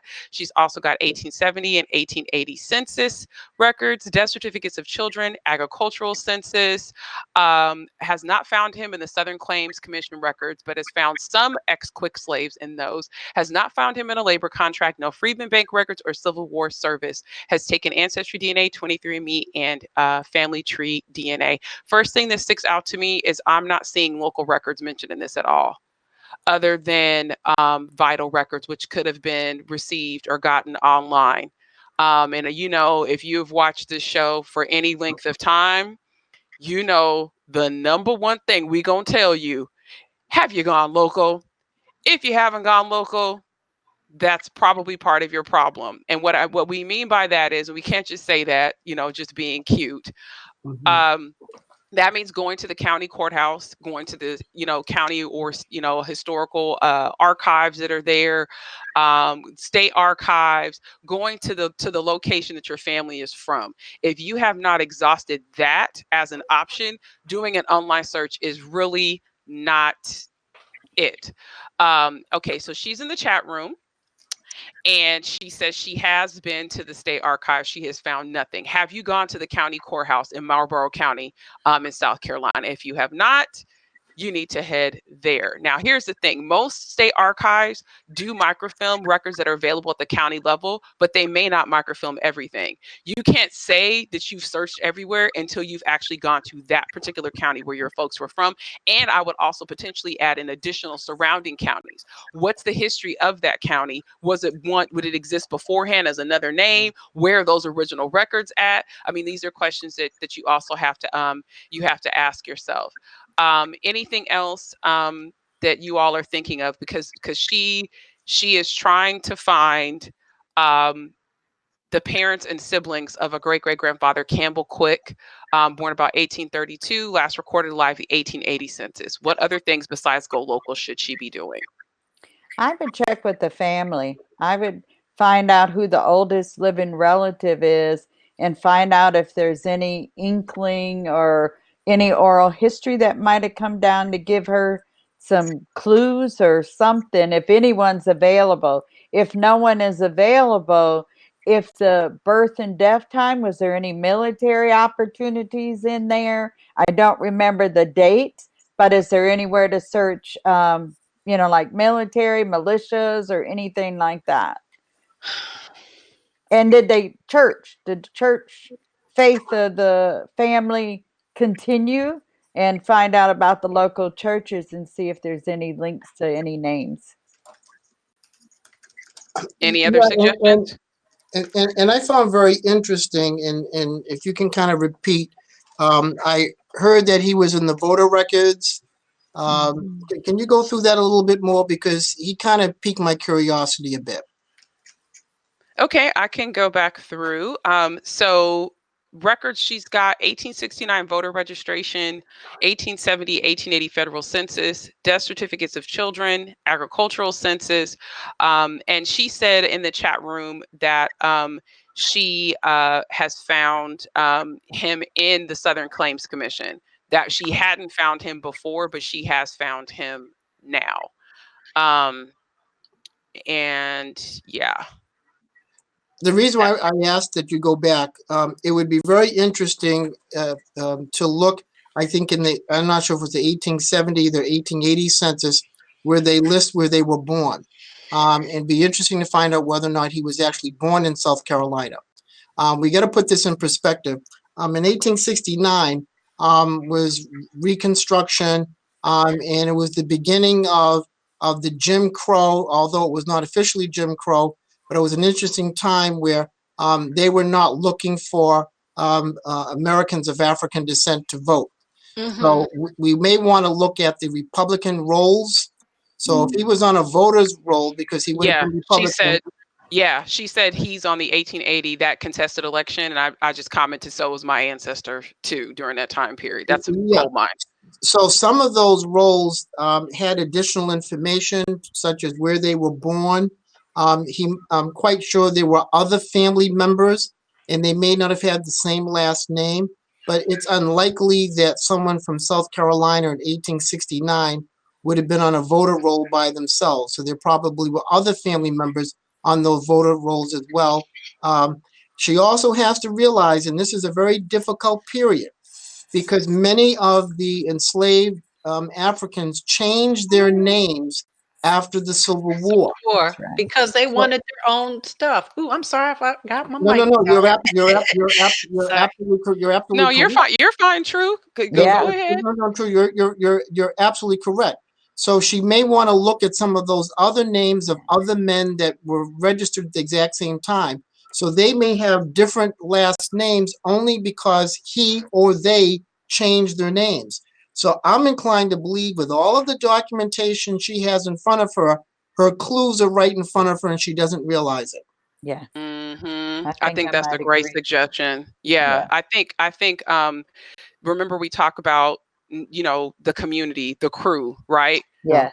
You know, church, recreation, environment, Yeah. right? Work. Who were those folks that were around your folks? Bernice is suggesting, did you check the chain gangs? She Oh, says many quicks found. Campbell hangs in the periphery. I think local research is probably the clue. I'm trying. She says she searched Chirac and Darlington counties. I think there's a possibility that they may have ended up in the county that you're used to, or that you're used to working later, and that's the reason why you can't find them Right. Yeah. before that, right? Like there was some sort of a migration, maybe a slaveholder came there, brought them there. I'm thinking that's probably I think that's probably what it is. And I would vout all those other quicks. One of my childhood friends is married to a quick. Just Quick thought is about a that. big Virginia name too, in the Yes, central yes. Virginia Yeah. area. Quick is a very common, and they're pretty much all the ones I've ever seen were slaveholders. Hmm. But they're in that central Virginia area, even though I know she's talking about one of the Carolinas. But the other thing was walk into the local library. They Hmm. might not have a historical society, I'm not sure, but check the local librarian and just find out with the surnames that you know of, or something to see if, because that's your community local person. That is probably the biggest resource that we don't tap into enough, is that local librarian. So I would Well, just suggest that too. something else that just stood out to me is she said that he was on the agricultural census. To me, there should be an associated deed Money, record if the he was a money. landowner, or if he was a sharecropper, or there was some sort of a land lease. Mm, There's going to be documentation of that. Typically, there is, and it may not necessarily be in the place that you might find it. I often talk about where my family's from. Those contracts were in mortgage books that were separate from the deed yes. books. And so I would, you've gone to the courthouse, but have you looked in every single nook and cranny there? Because if he's on an agricultural census, that means that he was producing something which could provide him profit, or someone else a lot of profit, which means that there is some amount of a paper trail, and there may be associated names. Have you vetted all the names of those witnesses on the vital records, the marriage records, their connections to the family? They may be a source, and they may be, folks hiding in plain sight. And of course, lastly, DNA. Who have you tested on this side of the family who shows up as a match to you, that comes through this particular ancestor? I just taught a session on legacy last week about identifying or making connections through DNA. There's case studies in gray. There's another one called the Family DNA Project, where you specifically test certain people in your family based on how they relate to you, and that helps you narrow down your DNA matches and how they're connected to you all, much easier than just kind of walking around blindly trying to figure out how folks are related to you. So I would test other descendants of his. She says he's not a landowner. She says she's looking for some kind of contract. That's probably going to be at the local level. And it may be in a book that's not obvious. I've said this, I think maybe it was 2 episodes ago. Don't go looking for who is the former slaveholder of my No. ancestor as the name of the book, right? We don't walk into a courthouse thinking that, so don't expect to find that book. It may be mislabeled. It may say Orphans Court. It may say, whatever. Just pick up pretty much anything that has the right target dates on there and just look. Remember, go shoe shopping. There is nothing wrong with this. You haven't found it now, right? So you're going to keep looking. Did So he have there's no siblings? rush. I'm sorry? Did he have siblings? She's trying to find siblings. Okay. She's trying to find siblings. She has an idea of a slaveholder, but I think she's got the information and it's hiding there in plain I sight. think it's right in And front she of needs me. to just vet her folks. And then here's the other thing too: go sifting through those DNA matches that connect to you on that line, and see where their trees go and if they just have enough information. If he didn't fight in the Civil War, maybe one of his first cousins or one of his siblings did. Pull that Civil War pension file, then you might get a litany of information about where his family is from and their origins. Look at other people who with the surname Quick that enlisted around that area in the Civil War. And potentially order their files, look at their service record and see where were they born or some of the characteristics matching your ancestor. That would be another way to look at stuff. Any other suggestions before we close out, you all? All right. Quiet as church mice. That's how I like it. All right. Do you need help with the brick wall? Reach out to BlackProGen Live with your query today. A link to submit is in the description of each and every episode. Remember to be super specific. Let us know the records you searched or history you have, if you've DNA tested, and more. The more you tell us, the better. You may just be selected for one of our upcoming episodes. Moving forward for current events, of course, super timely considering what the topic of tonight's discussion was. Ideally, Michael Cord envisions 400 Black children wearing white T-shirts lined up along Market Street and carrying posters counting each year between 1619 and 2019. That it'd be a perfect organized display. Have you ever tried to line up 40 children, let alone 400? Ooh, Lord, God bless him.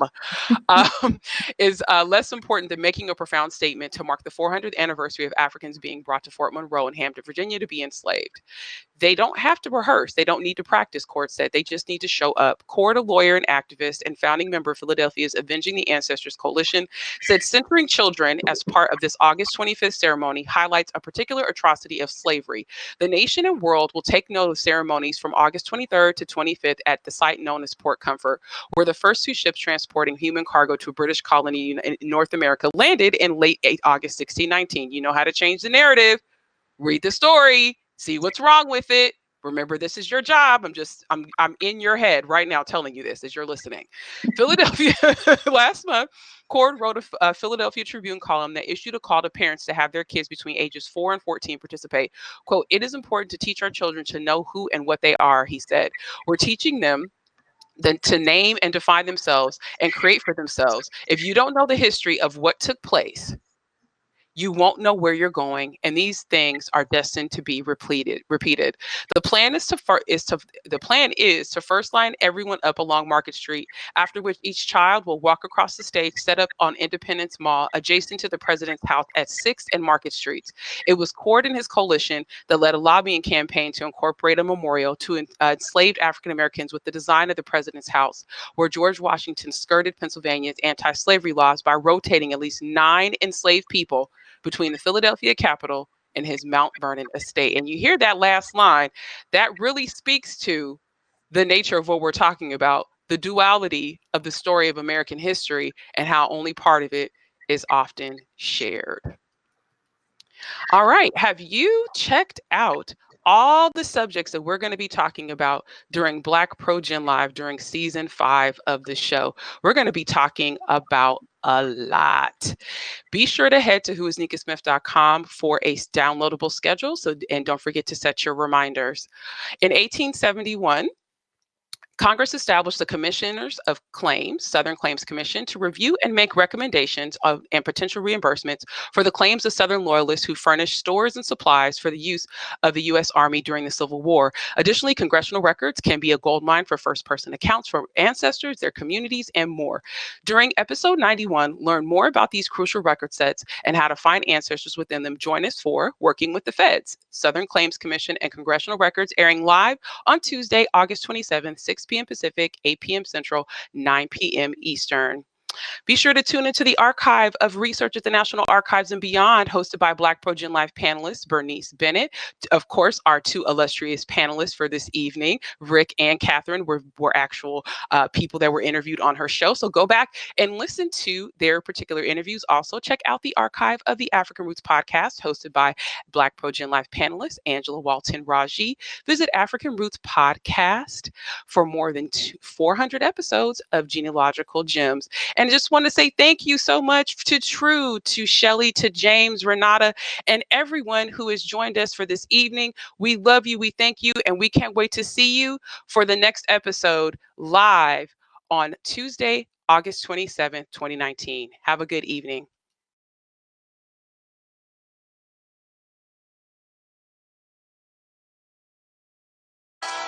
BlackProGen Live. BlackProGen Live. BlackProGen. Hello, everybody out there. BlackProGen Live.